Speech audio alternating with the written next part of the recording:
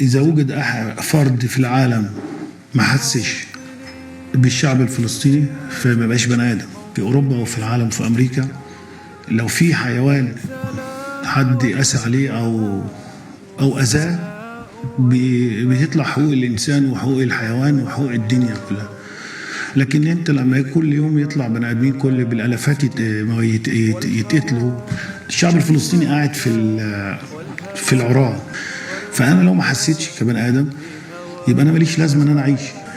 وإذا أصرينا إن إحنا نغمض عينينا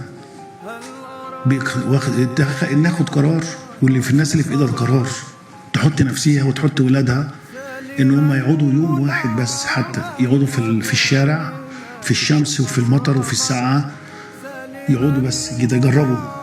فأنا بقول عار علينا كلنا، عار على العالم كله، مش الوطن العربي بس ولا أفريقيا، لا عار علينا كلنا، وعار على أصحاب القرار اللي سايبين بني آدمين زينا زيهم. احنا احنا كلنا زي بعض، لينا عينين ووش وراس وجسم.